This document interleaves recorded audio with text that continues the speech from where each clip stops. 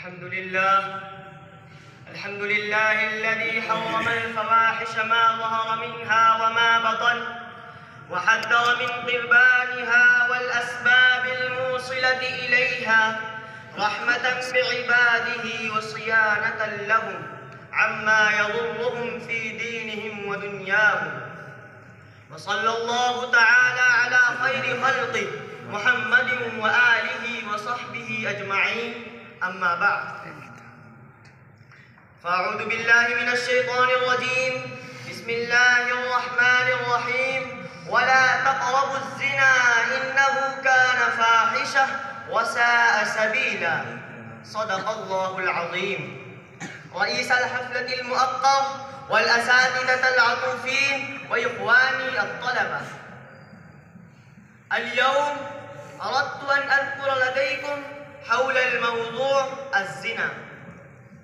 من المعلوم أن الزنا في نظر الإسلام جريمة منكرة وفاحشة كبيرة، جعل لها حداً في الدنيا زجراً وتأديباً وعبرة، وجعل لها عقاباً عظيماً في الآخرة. جعل الرجم للمتزوج إذا زنى والجلد للأعزب، ونهى عن استعمال الرأفة مع الزنات، وقد أمر بالرأفة حتى مع الحيوان، ولكن الزاني تسفل عن الحيوان فلم يتخذ له زوجة يرعاها. ومن الحيوان ما يرعى أليفته ويصون صلتها ولا يخونها مع غيرها. إن الدين الإسلام الذي يحب الستر على عورات الناس يوجب حد الزناة في جمع حاشد لإظهار قباحته وشناعته بين الناس. قال الله تبارك وتعالى: الزانية والزاني فاجلدوا كل واحد منهما 100 جلدة ولا تأخذكم بهما رأفة في دين الله إن كنتم تؤمنون بالله واليوم الآخر وليشهد عذابهما طائفة من المؤمنين.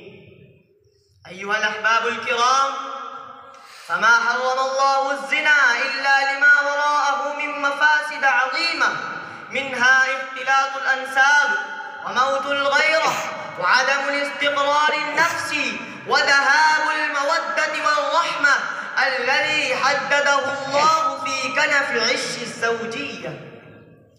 ثم منشأ في كثير من المجتمعات التي استمرت هذه المعصية من تفشي الأمراض العديدة، وفي مقدمتها أمراض الجهاز التناسلي، مما ينعكس على الثمرة وهم الأولاد، والمرض المهلك في هذه الأيام مرض الأيدز.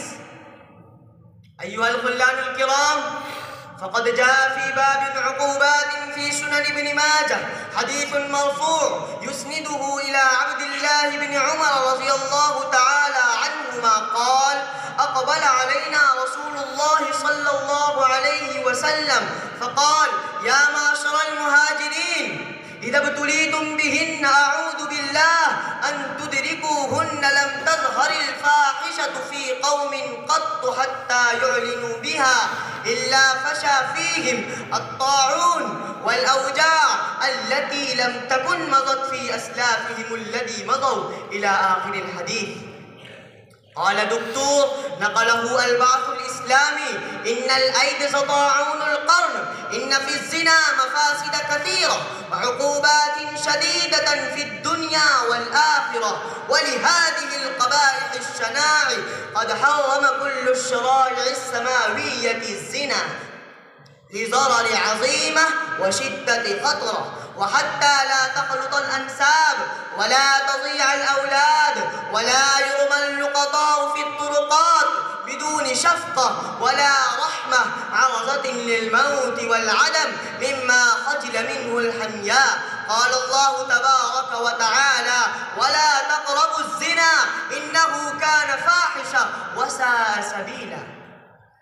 أيها الإخوة الأعزة، ليس تحريم الزنا في ضياع الأنساب والأموال فحسب، بل أن التحريم لحفظ العرض وهو تاج المرأة وصون الشرف، وهو إكليل النساء والرجال جميعا إبقاء على أن يبيد، استمساكا بالفضيلة أن تزلزل وتميد، وحرصا على الحرمات أن تنتهك، وتحريضا على الزواج الذي هو سبب صيانة الإنسان من الوقوع في الفاحشة.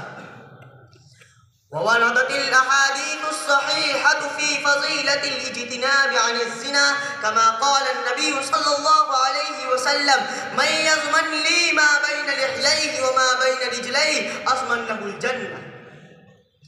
ووردت الأحاديث في قباحته وشناعته، منها ما قال النبي صلى الله عليه وسلم: لا يسرق السارق حين يسرق وهو مؤمن، ولا يزني الزاني حين يزني وهو مؤمن، ولا يشرب الخمر حين يشربها وهو مؤمن.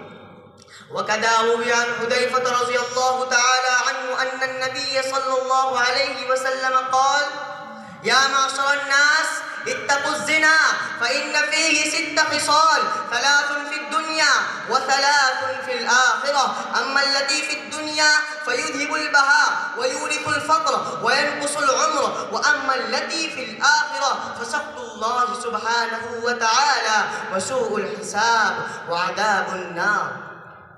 ففي الحقيقة أيها الأحباب، المؤمنون قديما وحديثا يجتنبون من الزنا خوفا من عقابه في الدنيا والآخرة، وفيهم قصص واقعية كثيرة. منهم سيدنا يوسف عليه الصلاة والسلام. وكان يوسف عليه الصلاة والسلام في غاية الحسن والبهاء والجمال، وقد أوصى عزيز مصر امرأته بإكرامه وحسن تعهده، فأحبته حبا شديدا لجماله وحسنه وبهائه، فحملها ذلك على أن تجملت له ودعته لمخالطتها وتمحلت لمواقعته إياها، وأحكمت أغلاق الأبواب عليه. قيل كانت 7. وقالت: هيت لك، أي هلم أقبل وبارد، تأيأت لك، فامتنع من ذلك أشد الامتناع، وقال: أعوذ بالله معاذا، والتجأ إليه واعتصم به مما تريدين مني، فهو يعيدني أن أكون من الجاهلين. ففي هذه القصة للإنسان عبر ونصائح. وقعت الخلوة بين يوسف وزليخا خلوة كاملة، وهي تراوده عن نفسه، ومع ذلك قد حفظ يوسف عليه الصلاة والسلام نفسه من الوقوع في الفاحشة. أقول قولي هذا وهناك أنتهي كلامي، والسلام عليكم ورحمة الله وبركاته.